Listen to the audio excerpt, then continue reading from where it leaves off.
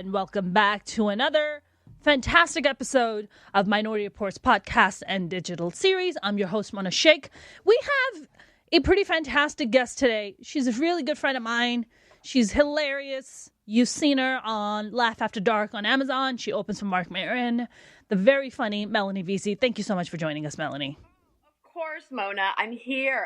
So happy to be here. Dude, you are like literally one of my favorite people on the planet. Out of 7 billion people, you are definitely up there in the top 5 for me. Thank you, Mona. Thank you. For sure. Awesome. For sure. I just love you so much. You've been so instrumental in helping me with my social media and also just pumping me up, just like so I don't feel like total garbage. So when I feel like garbage, I holla at you. Not that people should do that they should constantly drain Melanie when they feel like trash and just hit you up. That's not what I'm advocating here. But I'm just saying. Well, they can. They can. Through my company. They can. That's true. That's true. Your amazing company, Promotional Rescue, which is fantastic. Yeah, I mean, I've just learned so much. You're so fantastic and such a guru when it comes to promotional stuff. So, folks, you're looking for promotional stuff, social media, hit up my girl, Melanie Vesey, Promotional Rescue. She's great. Now, thank you. We were just briefly talking about your show you have now. It's called Make It Rain. Make It Rain comedy. Yes. How did that concept come along? What is the concept about? I just saw a stripper pole and I was like, yo, what the fuck is happening here? I must know all about this. Yeah, so the show is a monthly show. It's at Cheetah's Strip Club in Hollywood. Yes. And what happens is I have LA's best comics. They come and do a set on the mic, and then they do a set on the pole. And the audience makes it rain. So the audience throws money. So I don't ask people to strip. That's not where I'm at here in this Me Too world. Yeah.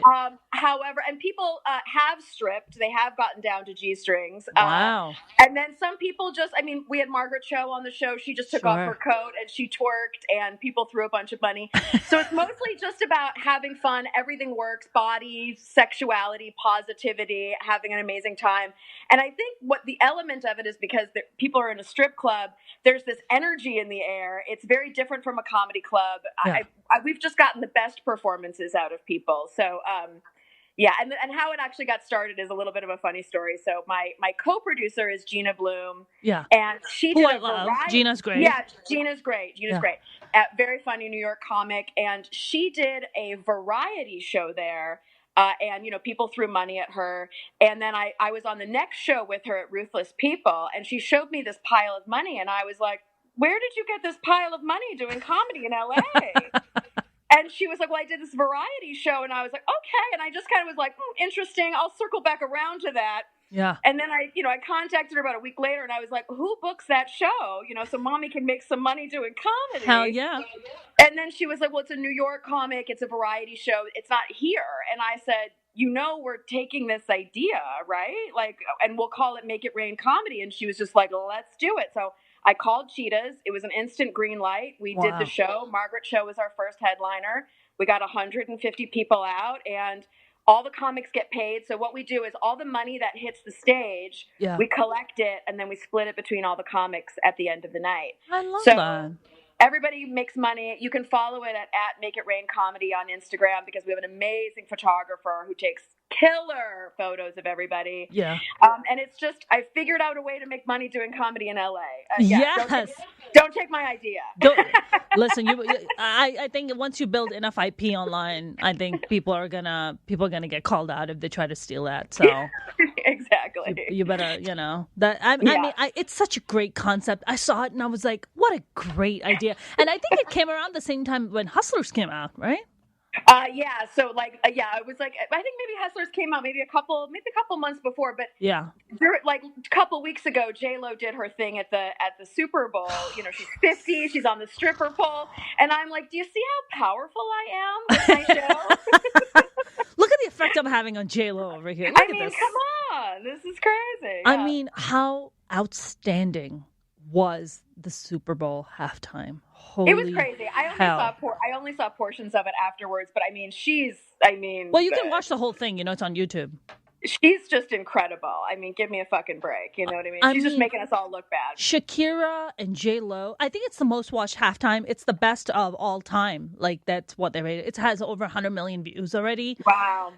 I mean, what they brought on and what they did is just simply outstanding. And this, and I want to talk to you about the backlash that they were facing after the Super Bowl halftime, where there were people coming out and saying that their clothing was inappropriate, and my God, they don't want their children looking at that. And I'm like, Adam Levine was fucking practically naked the year before on stage, and none of you people had any complaints about that. I mean, what do you think? What did you think of this kind of backlash that they were facing? And it's always women, by the way. It's always the women. It's always us. Our bodies are too sexual, not sexual enough, maybe sexual. Do a little bit more. Don't do enough. It's like, what the fuck do you want from me? Yeah. I think the interesting thing is to see women as like sexual objects. Also women of this age, you know what I mean? These aren't, I mean, J-Lo is 50. I mean, which is incredible. I just feel like people are sometimes uncomfortable with power, with women that are, powerful.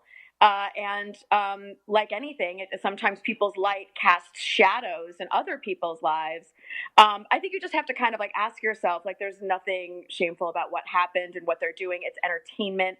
Yes, of course, it's sexy. It's not the end of the world. Everyone's gonna fucking live. That's right. That's right. I mean, just the constant double standard. When do you think this double standard is gonna eventually go away? Do you think we get to see this in our lifetime? When does that happen? I don't really know. It's also something that doesn't cross my mind. It's not anything that is a rudder on my ship. I would never consider that. You know what I mean? So I can't really worry about what the mob wants. I can only kind of focus on what brings me joy. I can only worry about what's happening in my corner of the world. And even having a show where people, and I have men and women and gay, straight, black, white, fat, skinny, whatever. I have all sizes, shapes of people on my show expressing themselves in a way that's hilarious and exciting. I never questioned for a second that was something that I shouldn't do, or I've never thought like that. So it doesn't really occur to me. When people bring it up, sometimes I'm like, oh, right, people think like that. And I'm like, I forget. It's not, I would never make decisions based around that fear. That's right. I mean, I was talking to a friend of mine. She's become a friend. She's a doctor, a mental health and trauma doctor. She's pretty fantastic. She's based in New York. I just wrote an op-ed piece with her in Forbes that came out about 2-3 weeks ago. And her and I were having this conversation about the Super Bowl halftime because she's Indian, I'm Pakistani, and I was like, man, it's so great to see Latinas up there and empowering, and this is just so fantastic.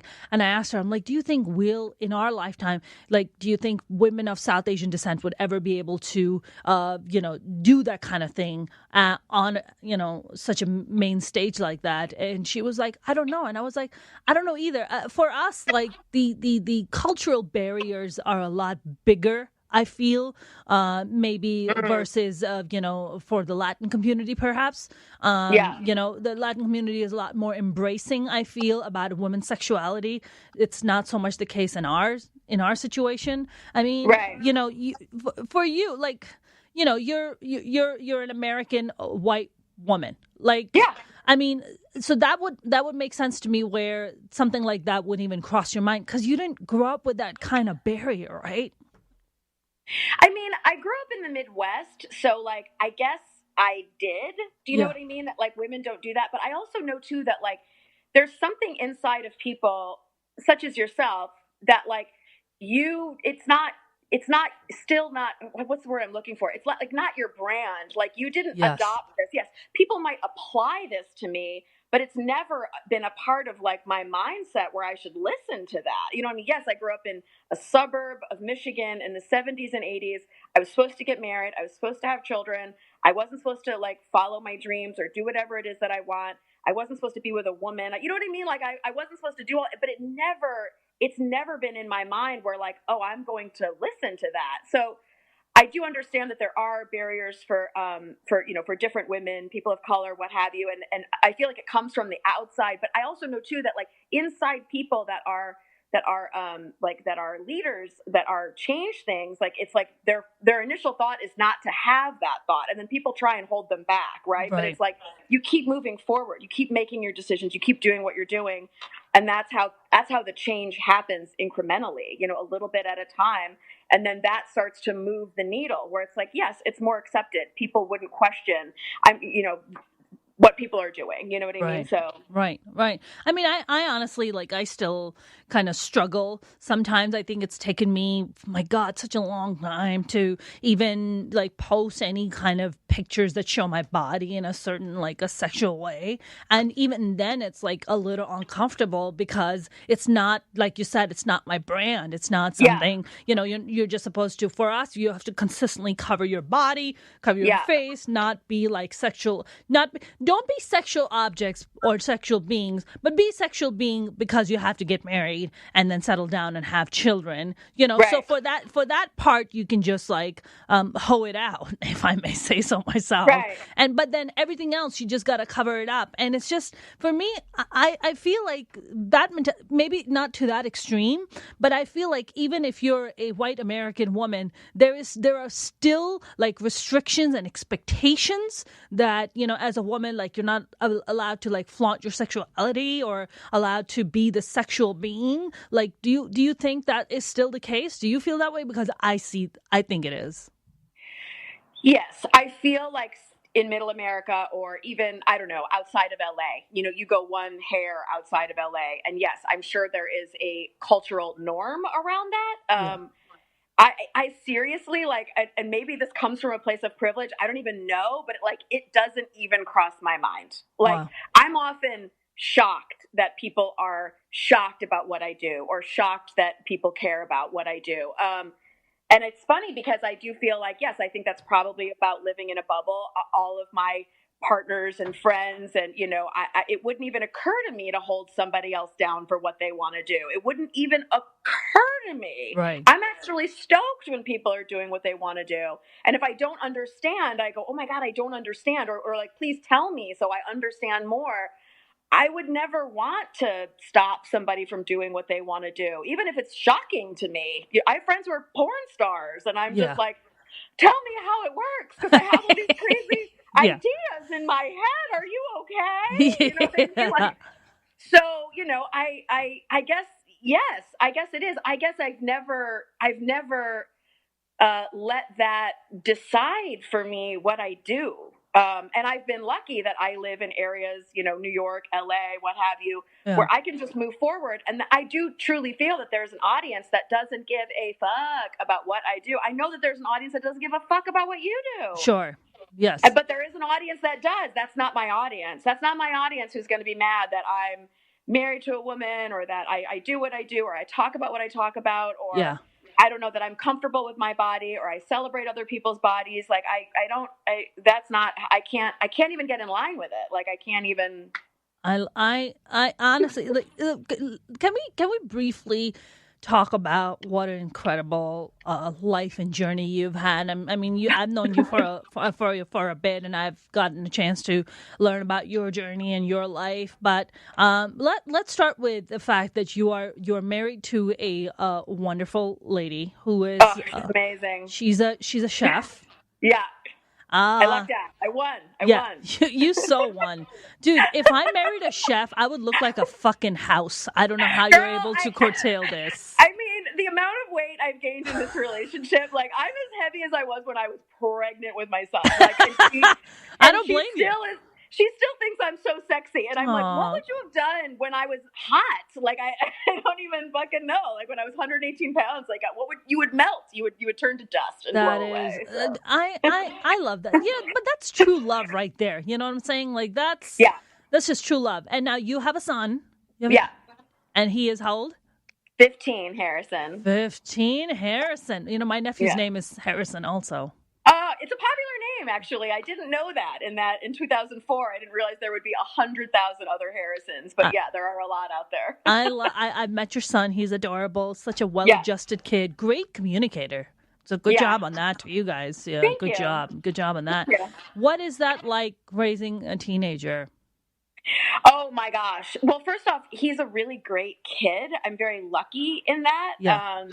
I think the challenges right now are just that I'm slowly handing the reins over to him Yeah. and watching him have successes and watching him have failures in life, and that is hard to watch, and to support somebody through a failure or support Sure. somebody through a challenge and not take control of it, even though I want to, and watching him kind of like find where the bumpers in life are, Right. which is also very challenging. I didn't have parents that were invested in that for me, so I need a lot of support myself to be the parent that I want to be, and I need a lot of help to like stand on my own 2 feet, be the strongest and best Melanie I possibly can be, so I can support him, because it's about, I can't give away what I don't have, Right. so I can't make him a strong person if I'm barely hanging on. So Right. a lot of that is about taking care of myself. I 100% agree. Now, you and I have talked about, and on this podcast, we talk a great deal with our guests about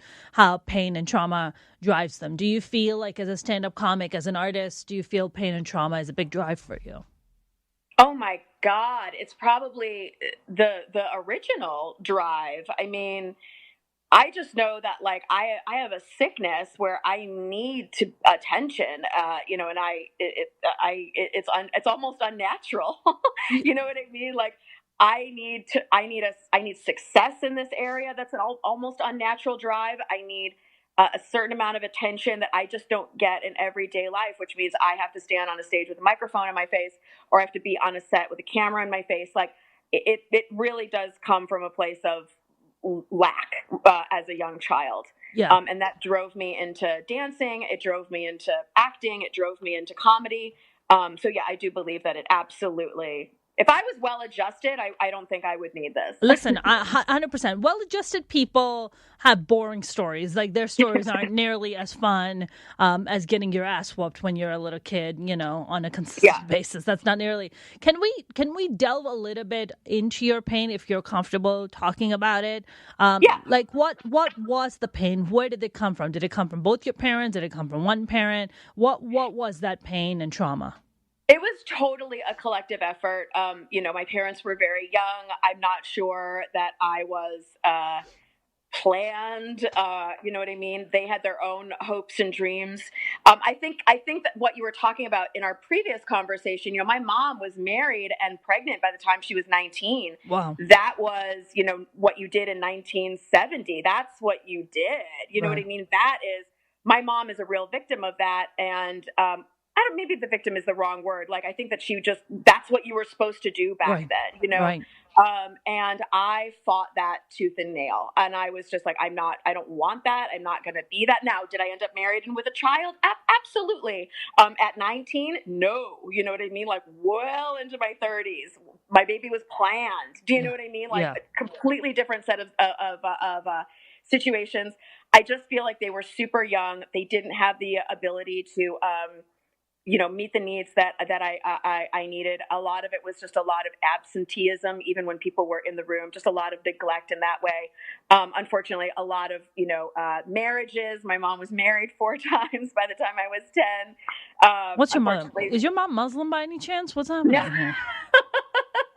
no, she's just a fiery Italian. You know what I mean? And I really think that like my mom is kind of similar to me. Like, I think my mom just wanted the attention, and I think she just wanted a party.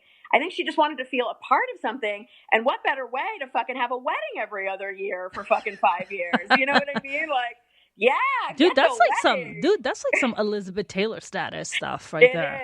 It is. And Good I for have her. all of the like in her closet at her house, like I have all the little like bridesmaids outfits, like because I was in her bridal party. Wow. Except So for the like first one. For the rest of the three. they progressively get bigger, you know what I mean, over time. So yeah, I just feel like and here's the thing, I don't like, for me, it's not, I don't really harbor on that stuff too much. I mostly focus on like what I do now to make sure that this life is long and I'm taking care of myself. Yeah.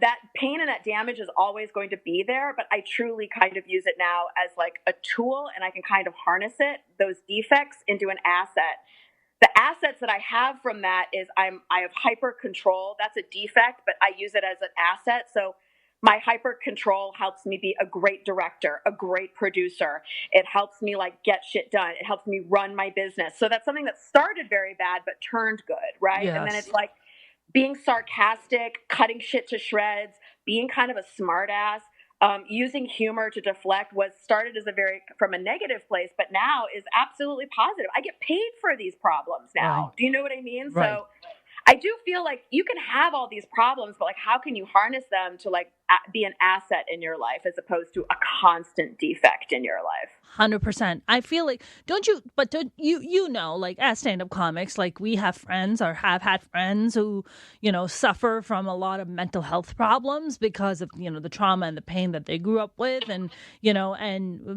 perhaps, they haven't maybe found their path right now to peace and to kind of find a way to, use it as a positive rather than negative and basically become alchemists in their own lives. Like, I've had 3 stand-up comic friends in the past, 3 stand-up comic friends and 1 acupuncturist friend, believe it or not, who committed suicide. And it's, it's pretty hard. It's really, really hard when you like know these people personally. And when they pass on, you're just like, what could I have done? Like, have you experienced something like that? Yes. I mean, I do know that there is that question, the what could I have done? What's really challenging about that is I feel like to a certain extent there isn't anything that you can do, right? Except to be a supportive person in that person's life. You can help people get the help that they need, but they have to be willing to like get that help, right?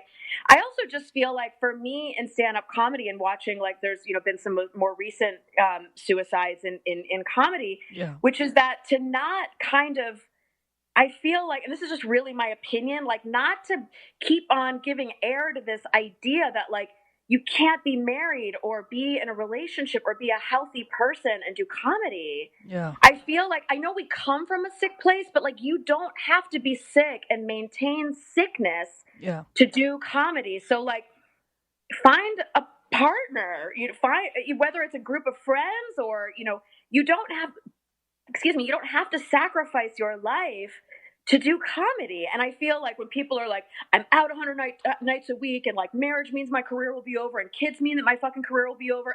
No, it won't. Yeah. Yes, there might be times where it's a challenge, but like, is that what you really want? I know there's a way for you to be married and have kids and have a life and still have a career. Like, I know there is. Like, I know there's a way for you to be healthy and have friendships and not grind yourself into a nub to the point where you've got nothing left. And if you don't have success at the end of that, because I think that the problem is they're like, if you just keep grinding, you'll be successful. And I'm like, no, it's not. That's right. There's no guarantee. There are no fucking guarantees. So if you're going to be on this fucking journey, please try and be comfortable in your journey.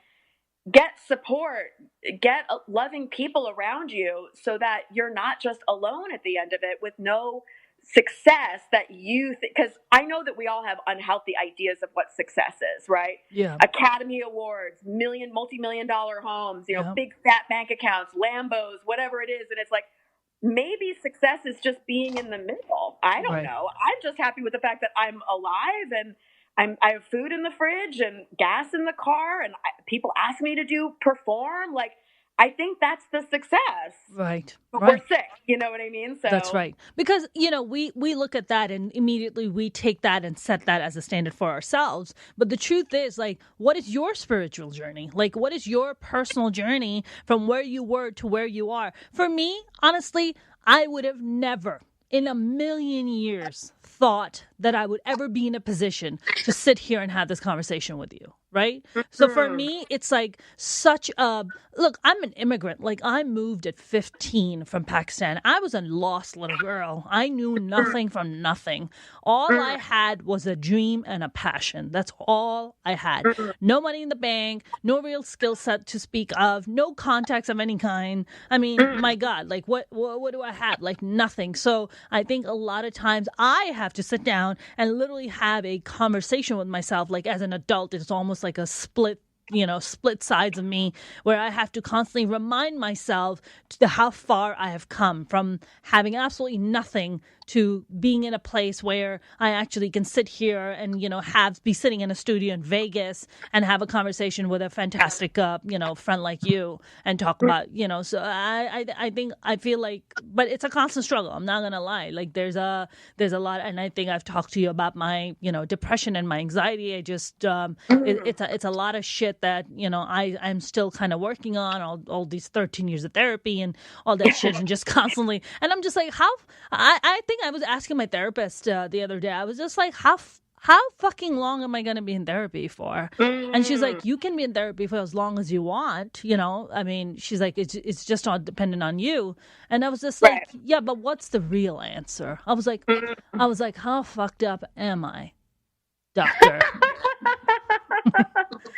Did she give you an answer? Did you get the date? Did you get your expiration date? I was trying to get my expiration date, dude. She's so wonderful. My therapist is awesome. I've actually made her cry a few times, which, was very touching. No, she's been quite wonderful. I think sometimes you go to certain therapists and you like kind of plateau out of that relationship. I haven't plateaued on my relationship with her yet, but I mean, have you gone to therapy and what has therapy done for you? Oh my God. I've been in therapy for, 30 years. I don't know. Wow. Since forever. Well, in answer to your question, like my spiritual journey didn't really begin, and I got sober in 1994. So I'm sober 25 years. Wow, amazing! Congrats. Thank you. And then in recovery, it is a part of the steps to get a higher power of your understanding. Some people call it God. Whatever. I've had a very up and down relationship with that higher power. So I meditate. I do everything I possibly can to maintain that relationship with a higher power, like no matter what it is. Sometimes it morphs, from like a real God, like an angel type situation. Yeah. And sometimes it's just like other people. When other people are talking to me and they're telling me things, and I get that feeling in my chest where I'm like, oh, this is right. This is the right thing. And then as far as therapy goes, like my first therapist actually got me sober because she was like, how much are you drinking? And I was like, 3 times a week, which means every day. Like whenever anyone like cuts anything in half, you know what I mean? It means like fucking every day, you know what I mean? And pot and wine. And I'm also like one of those people that's like just a garbage head. Like whatever you're doing, I'm doing. We're doing ecstasy, great. A Coke, I'm in. I'm just one of those people that's like, whatever's happening here, I'm on board with it. So and then that's how I got sober. Currently, I find that talk therapy at this point, because I've been doing it so long and I've worked on myself so much, it's not enough for me. So next Thursday, I'm starting EMDR therapy, which is specifically trauma-based therapy. Because I've heard of it, actually. I have some real trauma. I was shot by my girlfriend about 20 years ago, which is like, wow. That. It's always frustrating when people are like, I have trauma. I don't mean to mock people, but I'm always like, I get it. Like life is I got traumatic. Shot at, like, what? So like I was shot. It's a real thing for me. It changed the molecules inside my body. I have real pain around this. Sometimes I have a very difficult time regulating my emotions. And I feel like it stems from that. Yeah. And everything that I've done with talk therapy, with staying sober this long, I feel like has helped, but I've reached a limit and I need to go beyond that limit of my comfort in this world. So I'm going to this EMDR therapy where I don't exactly know how it works. It's supposed to do with your eyes and tapping. And it actually, like, they have you bring up the actual trauma and you actually like go right for it. It's not long-term, it's short-term. And I've heard amazing things from people about this new technique. And I'm totally down. I'm just like, cause I can talk about this till the fucking cows come home. It's not helping me completely where I need it today. Is it hypnosis? Is it like a form of hypnosis? I think it's a kind of thing, but I don't know if I don't remember reading anywhere where to say specifically that it's hypnosis, but I do feel like it's something that like the synapses in your brain, like it helps kind of rewire the shit and kind of reframe the trauma. and help kind of deactivate it, because I have certain things, like real triggers in me that are undeniable, and I cannot just like pause. Like I can't just be okay with it. Like it gets bad for me sometimes. Yeah. No, I mean, look, I haven't been shot at, but I have my own set of bullshit that I kind of grew up with. It's so funny. The other day I was driving, and I was like touching the top front part of my head, and there's a huge bump inside on my scalp. And every time I touch it, it like brings me back to the memory of being like, I think I was like 12 or 13 years old. And my brother took my mom's heel and stuck it in my head. And the heel was stuck and I had to pull it out. And I got like this weird bump. And every time I touch it, and I'm just like, those were one of my favorite shoes. I used to wear those shoes a lot. The heel that he stuck in my hand. That is terrible. I was like, that was a nice pair of shoes. My mom had good taste in shoes. But yeah, I mean, we all have kind of. I've heard really good things about EMDR, and maybe I should consider doing it. I don't know. It's I definitely have certain triggers that I kind of go off on sometimes. But so now you haven't done EMDR yet. You're going to do it. No, so I'm starting it next week. So it's just been one of these things where it's like I've really reached a limit with my current level of therapy and recovery, where I just need more help. Like I'm always searching for more help, and I'm really at that point where I really need more help, on more eyes on the prize. Right, absolutely. I mean, now you've been doing therapy. For comedy rather. For how long? Which is also a form of therapy.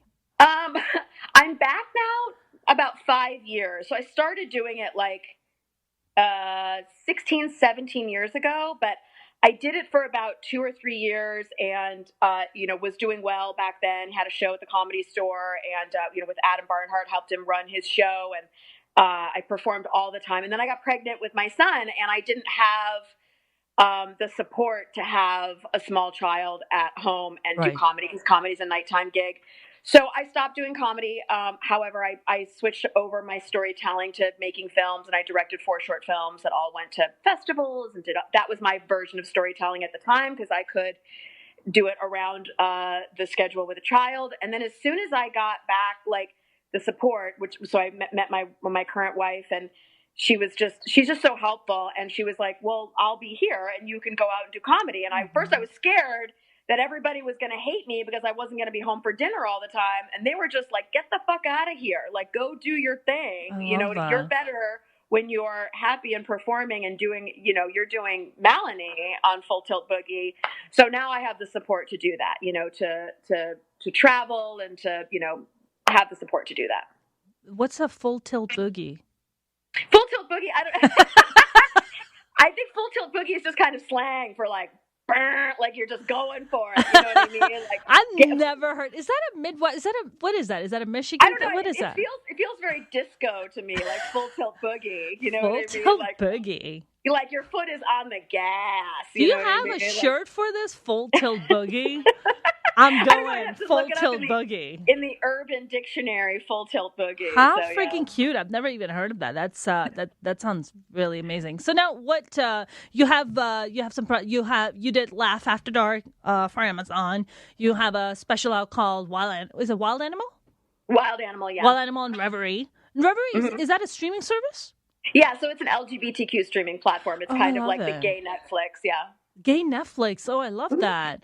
It's all gay content, gay friendly, gay, I'm like just such a huge ally, and just like try to do, I was thinking about this whole ally thing recently, and I was like, I think people don't realize how much we need allies in each other. Not just the minorities.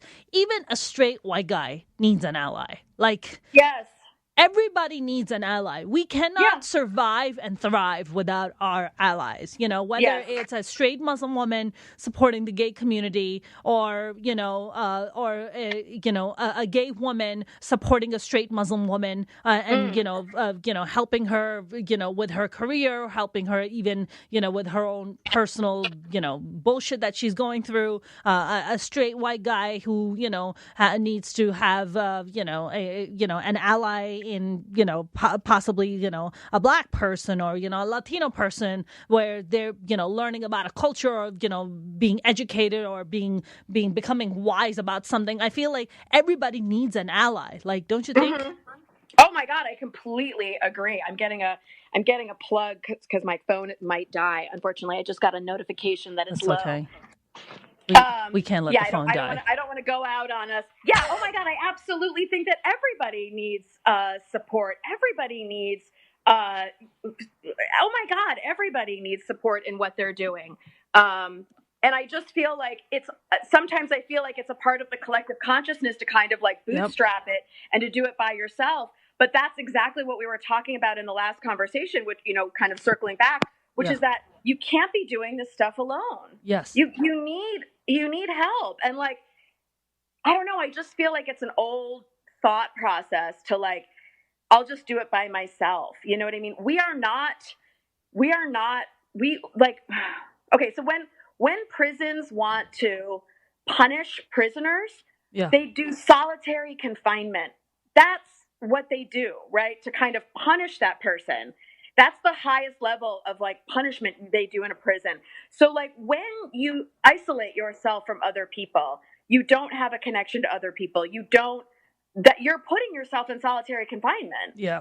And I just feel like we need each other. We need people to fucking either check us to say like, oh, you're kind of crossing that line, or like, hey, dude, I'm noticing that you're not doing this, that, and the other thing, or like, what's going on with you, or what's happening, or like, hey, you need help with that? You know what I mean? Like, anytime I've ever asked for help and gotten help, I'm always shocked that I'm like, oh my God, people are willing to help me for free. Like, you know what I mean? Yeah. What? Like, it's crazy. You know what I mean? But yes, everybody needs that. Everybody needs support and needs allies, and absolutely. 100%. Is your phone vertical or horizontal right now? Horizontal. Oh, horizontal. Okay, awesome. I just wanted to check in on that. I think my biggest problem is that I isolate myself. I feel most of the time I'm just like, I'll do it myself. Why am I going to bother anybody? I don't want to be a burden. And I was recently reading about that. Where does that come from? This feeling of thinking that you're a burden on society or you're a burden on people. And that comes from children who have been abused, who come from a lot of pain and trauma. So they always feel like they always have to kind of walk on eggshells and always be like good and always just be constant givers and not be takers because, they're not, they were taught that, they couldn't have it. So you constantly are just giving, hoping that you get maybe an ounce of love, maybe an ounce of approval, maybe an ounce of attention. So you're just constantly giving. And I think that's like one of my biggest challenges that I go through, which is, not to isolate myself. And I think I sometimes go through days where I talk to nobody. I mean, no one.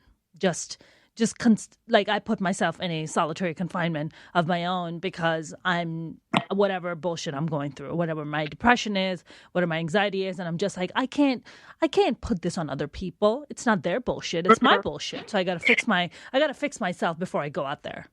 I understand this. I do feel like that is the trauma because I think that you were told that as a young person, but I also feel like as adults, we sometimes just have to take contrary action. We have to do the opposite of what our brain is telling us to do, right? So it's like, don't bother anybody, but it's like, hey, maybe you should fucking bother somebody because you don't bother people. Do you know what I mean? Right. So, You're not a burden. I think that's the one thing. I also just feel like sometimes I have to just self-parent myself because, yes, I have had times in my life where I have worn people out, right? Where I'm like, I'm constantly in a drama and I'm constantly going through a breakup or I'm constantly like, and I have had friends who are like, we're done with you. Like, it's too much, right? So I do need to find the balance with being, how can I take care of Melanie so that she still has give and take with her friendships? Yeah. Because I do know that, like, I do hate it when friends only come to me with their fucking bullshit, but then don't invite me to their party. And I'm like, are you fucking kidding me? Like, I nursed you through the last 3 fucking breakups and that time you got fired by your job and your drinking problem. But I see you're having a birthday party, but I'm not invited. And I'm like, what? You know what I mean? So I have to be a complete person. Like, I have to be right-sized, right? I can't be too small and like, oh my God, sorry, everybody. And I can't be too big where it's like, I'm the fucking best. You know what I mean? Like, I have to be right in the middle. Yeah. And sometimes it's like a little pendulum, right? Yeah, sometimes I fucking feel like the best, and sometimes I fucking feel like shit. And I can do all of it with everybody. Sure. To make sure I'm taking care of my relationships. Because at the end, it's really the relationships. It's the relationships that are going to help you with your success. It's the relationships that are going to help you through the hard times. It's always the relationships. 100%. Do you feel like being a married woman and being a mom has helped, like, has enhanced and kind of helped you become a better comic? Definitely a better person. I'm sure that it helped you so much. I feel like, me having a significant other would probably be better, because I feel like the older I get and the more single I am, the weirder I'm getting. And there's nobody to tell me that you're getting fucking weird, Mona. You're fucking weird. Check your shit. Like, this is not normal. And what am my dog gonna say? My poor dog is just like, this bitch feeds me. I can't fuck with her. So I'm just like, exactly. yeah, I love you, you fucking crazy bitch. Like, but I need like a person to tell me that was fucking weird, Mona. Getting weird. Getting real fucking weird. Like, do you feel like being in a relationship that does that for you? Like, also, and that kind of bleeds into your comedy and your work? Well, it's funny. I don't necessarily, like, I do know that, like, there are challenges with being happy in comedy sometimes. And I have jokes about it because I'm totally like, the good life is killing me. Because it's like, I don't have that, like, oh my God, you guys, I'm poor. What about being single, Tinder? You know what I mean? Like, I have to dig deep sometimes to find that comedy, because it's my first instinct, I think, for most comics, is to just go towards the trauma and the pain and then talk about it on stage. Mm-hmm. I just have to find other places to do it. Like I just have to make sure that I don't also just get complacent inside of it. Like, I'm happy. Why leave the living room? Yeah. You know what I mean? So yeah. It's just a different set of challenges. I think everybody has challenges. I think it's all the same amount of energy. It's just like where it's coming from. Right. All the same amount of energy where it comes from, or where the energy is going to go.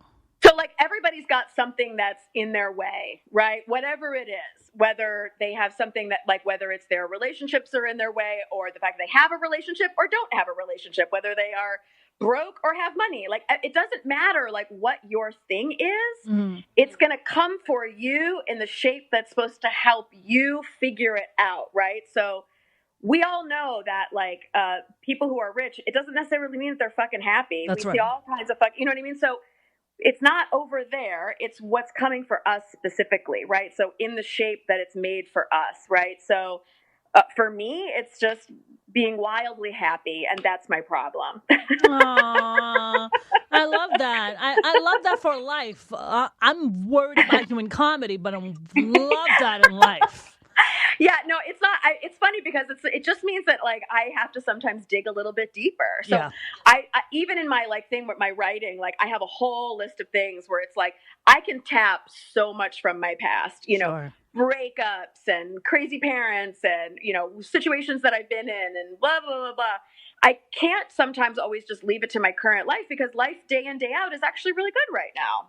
Yeah. I'm not starving. I figured out how to make a little bit of money. You know what I mean? Like, Sure. I'm not living on the edge. You know what I mean? And I also just don't think that that's good long term. Like, that's going to give me a heart attack. Like, I don't want that. What, what you mean, like all the constant trauma, constant drama? Yeah, for sure.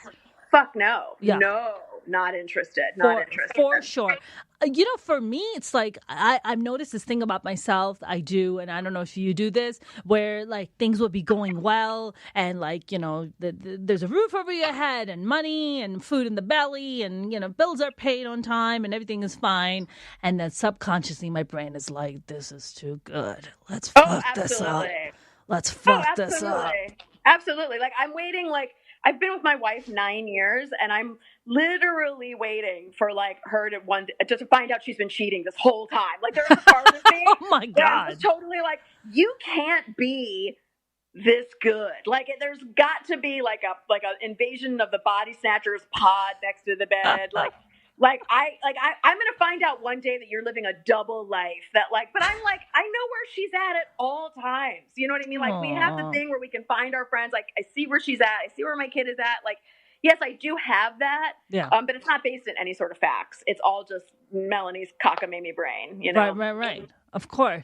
Yeah. I honestly don't even know what me being in a relationship would even look like. Like I just don't even know who I would be in that relationship. Like I'm just I'm telling you, like my level of weirdness is just fucking it's so fucking weird. Like sometimes I just bust down and dance moves in front of my dog and my dog just looks at me. I was like, I cannot imagine being in a relationship and doing this shit in front of someone. They'll be like, I want a divorce like right now. Hopefully they would love it.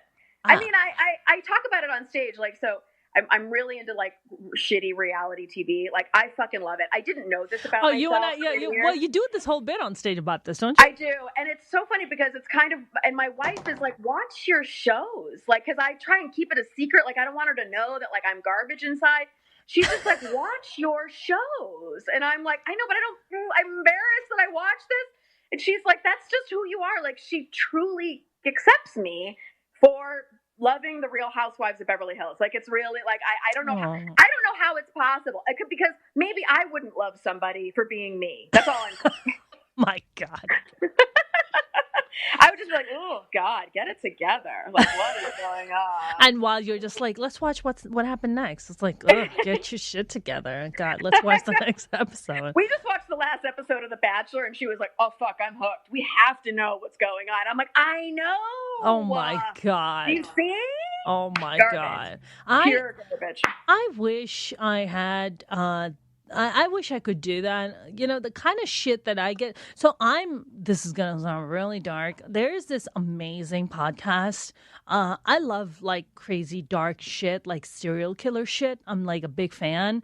There's an amazing podcast on Spotify called How to Make a Killer. And they literally go down every single serial killer that existed in the U.S. and U.K. and they talk about their gruesome details and how they picked their victims and what they did to them. That's the kind of shit I listen to in my downtime. Tell me, what normal, adjusted person would be like, you know what, honey? I love you for that dark shit. Like, what the fuck? I would really hold the space that there is someone who's totally like, love it, and then I'm gonna raise you one, and I'm gonna raise you one. I am a serial killer. Yeah, and you're the next victim. I'm gonna be crazy into it, and I'm gonna love you for it. And yes. Yeah, you know what? I guess there's 7 billion people on the planet. There's got to be one crazy person who's loving fucking How to Make a Killer and then just hollering at me and be like, popular podcast. Why don't you just go into the How to Love a Killer fucking Facebook group and say, who wants to go out on a date? Like, seems like shooting a fish in a barrel. P.S. Don't be a serial killer. That's your only requirement to not do those things. Now, what's going on with you got some projects lined up? What are you working on? So right now it's Make It Rain Comedy is happening monthly. My business, Promotional Rescue. I've got a couple irons in the fire right now that haven't been solidified, but some exciting stuff that's kind of on deck. Other than that, I'm performing regularly. I'm trying to think what else is happening. Yeah, I've got 2 things that are kind of happening that are going to be kind of big announcements, but I'm having meetings about them in the next couple of weeks. But right now, Make It Rain is at the front of my dance ticket. It's a super fun show. Yeah. The next show is March 14th at Cheetah's Comedy Club, and then the next one after that is April 18th. You can go to @MakeItRainComedy on Instagram. We post regularly about it, or you can go to melanievesey.com, and that's where all my shit is. Awesome. I love it. We're gonna start wrapping up, but I do want to talk to you about before we wrap this up. You started doing comedy. You said you've been doing it for 15, 16 years, then took a break because you had a kid, right. And then solidly doing it for the past 5 years now? Yeah. I took like a 10-year break, like 10 years, literally, like not... like barely doing it, and now back 5 years. Yeah. I mean, but you also had a lot of success early on in the sense that, you did the movie with Jim Carrey. Mm-hmm. Man on the Moon. I played his sister, the Andy Kaufman movie. So I played Carol Kaufman, his sister. Right. Which is such an incredible role. Now, do you feel like when you were doing comedy like 15, 16 years ago versus now in the past 5 years, do you feel there's a lot more opportunity for you now than was 15, 16 years ago? Yes, I do. I feel like, Yeah, I do feel like it's a little bit of not a little bit, actually a lot of a different kind of climate for how many either female run shows or making sure that there's multiple females on a lineup. Hmm. I just feel like, yes, there just seems to be, and I also just feel like that's a lot of that has to do with social media.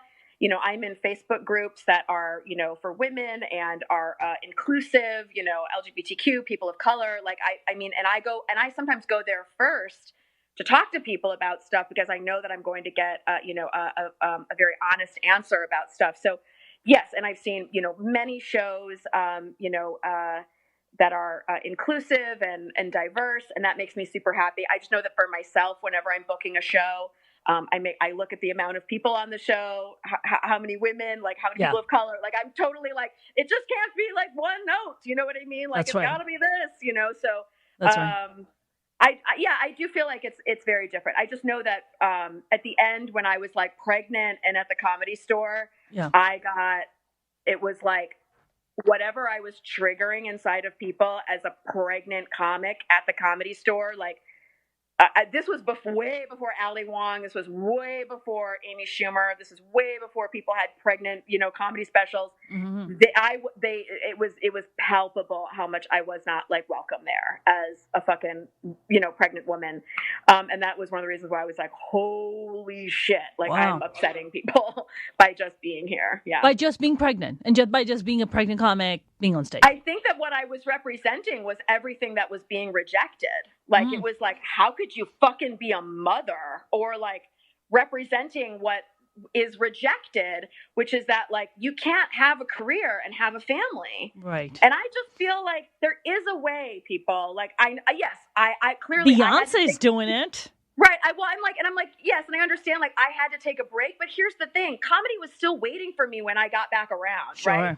I still had a creative journey. I switched it over to making movies. Like, it's okay. And as soon as I came back, everyone was right where I left them. It's not like I fucking had to start from scratch. It was like the second I came back, it was like I was back on the show at the Comedy Store doing a weekly show. I did that for 2 years and booked that show. So it was like, I just also feel like to tell people, like, you're not missing any opportunities. Like, it really, like, your journey is your journey. And if you need to take a break or if you need to rest, that's okay. Like, you're not missing any boats. You know what I mean? Like, I don't think the universe is here to be like, well, fuck you, you had to take a rest. You know what I mean? Or fuck you, you had to go raise a kid. You know what I mean? It's like, oh my God. Like, I do think and I'm doing great. I'm doing great as a woman who is not in her fucking 20s, not even in her 30s. You know what I mean?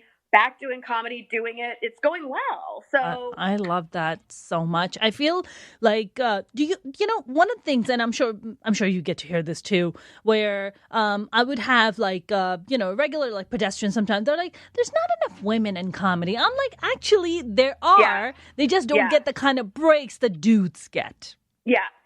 I just also feel like people just love to say shit. You know what I mean? Like, there are a lot of women doing comedy. Are you supporting them? That's right. Are you Googling them? Are you going to the all-female lineups at the Improv? I can think of 3 shows off the top of my head. That's right. All fucking female lineups. Killer.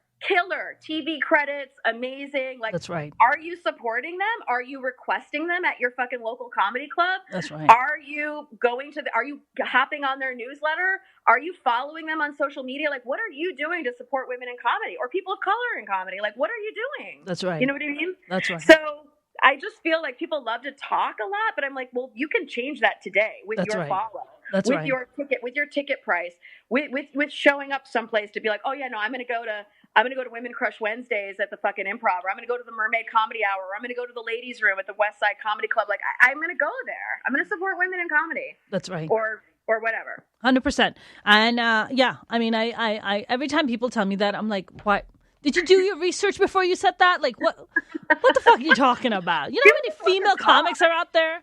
People just love to talk. It drives me crazy. People talk so much shit, man. It's fucking ridiculous. Yeah. It's ridiculous. Yeah. Melanie, do you want to give us your social one more time before we wrap up? I'm at Melanie Vesey on all my social media platforms. I'm at melanievesey.com is my website. My company is called Promotional Rescue, and my current big old show is at Make It Rain Comedy on all platforms as well. Awesome. Melanie, I love and adore you. You know that. J'adore Dior. You're the best. Thank you so very much for joining us today. Yes, You're doll. fantastic. Thank you so much. Yay! I love you. Thank you. Love you. Bye. Bye. That was the amazing Melanie Vesey. And I love her for it because I've been saying her last name wrong this entire time until she just corrected, and she said it's Vesey. And I was like, I'm an idiot. But now I've learned something and I've grown as a person because of it. You guys are awesome. Don't forget to subscribe on YouTube, Minority Report's digital series. You can follow us. And we have a new episode every Monday. I'll see you guys next time.